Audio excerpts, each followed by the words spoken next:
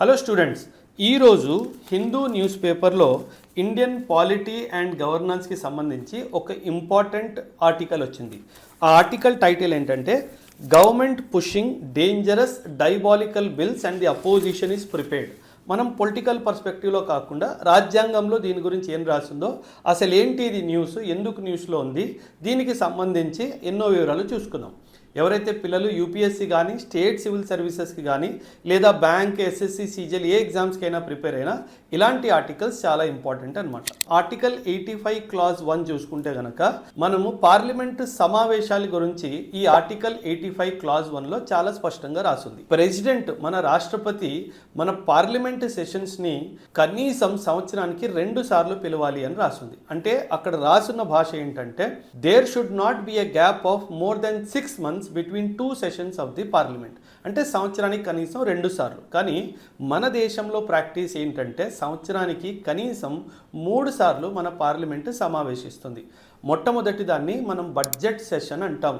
సాధారణంగా జనవరి 31 రోజున ఇది స్టార్ట్ అవుతుంది. అండ్ రెండవ సెషన్ని మాన్సూన్ సెషన్ అంటాము.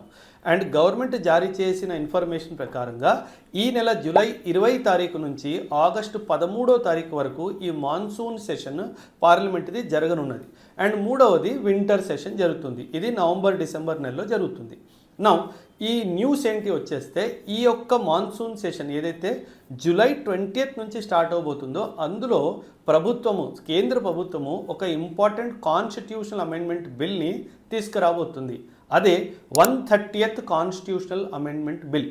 ఈ బిల్ ఏమంటుందంటే ఒకవేళ మన ప్రధానమంత్రి కానీ, సీఎం కానీ, లేదా యూనియన్ మినిస్టర్ కానీ, స్టేట్ మినిస్టర్ కానీ, అదేవిధంగా యూనియన్ టెరిటరీలో మినిస్టర్స్ కానీ ఎవరినైనా పోలీస్ సంస్థ కానీ, సిబిఐ కానీ, ఎన్ఫోర్స్మెంట్ డైరెక్టర్ వాళ్ళు అరెస్ట్ చేసిన పక్షాన 30 రోజులు కంటిన్యూస్గా వీళ్ళని జ్యుడిషియల్ కస్టడీలో పెడితే వీళ్ళ పదవి నుంచి వీళ్ళు టెంపరీగా డిస్క్వాలిఫై అవుతారు అని చెప్పి ఈ యొక్క 130th కాన్స్టిట్యూషనల్ అమెండ్మెంట్లో రాసింది. ఇది అపోజిషన్ వాళ్ళు చాలా తీవ్రంగా తిరస్కరిస్తున్నారు. వీళ్ళు ఏమంటారంటే ఇప్పుడు ప్రభుత్వం ఎవరైతే పవర్లో ఉన్నారో, సత్తాలో ఉన్నారో వాళ్ళు చెప్పినట్టుగానే సిబిఐ కానీ, ఎన్ఫోర్స్మెంట్ డైరెక్టర్స్ వాళ్ళు కానీ పనిచేస్తారు. అండ్ ఒక 30 రోజులు కంటిన్యూస్గా వీళ్ళని జైల్లో పెట్టడానికి అంత పెద్ద ఇబ్బంది ఏం రాదు. ఎందుకంటే వాళ్ళ ప్రొవిజన్స్ అలా స్ట్రిక్ట్గా ఉంటాయి అన్నమాట. అపోజిషన్ పార్టీ ఏమంటుందంటే దీని ఉద్దేశం కరెక్ట్గా అనిపించినా సరే సెంట్రల్ గవర్నమెంట్ ఎవరైతే పవర్లో ఉన్నారో దీన్ని తప్పుగానే యూజ్ చేస్తుంది అండ్ మమ్మల్ని కావాలని చెప్పి 30 రోజులు అలా జైల్లో పెట్టడానికి ప్రయత్నిస్తుంది అని చెప్తున్నారు. దీన్ని కాన్స్టిట్యూషనల్ అమెండ్మెంట్ బిల్ ఎందుకంటారంటే ఇది ఒకవేళ పాస్ అయిపోయిందంటే మన రాజ్యాంగంలో ఆర్టికల్ 75 పిఎం గురించి దీంట్లో రాసింది, ఆర్టికల్ 164 చీఫ్ మినిస్టర్ పదవి గురించి రాసింది, అదేవిధంగా ఆర్టికల్ 239AA ఢిల్లీకి సంబంధించిన మినిస్టీరియల్ పొజిషన్స్ గురించి రాసింది. ఈ 3 ఆర్టికల్స్ కూడా అమెండ్ అవుతాయి. అందుకే దీన్ని కాన్స్టిట్యూషనల్ అమెండ్మెంట్ బిల్ అంటున్నారు. దీన్ని అపోజిషన్ పార్టీ మాత్రం చాలా గట్టిగా తిరస్కరిస్తుంది. ఇది మాకు వద్దు అన్నట్టుగా చెప్తున్నారు.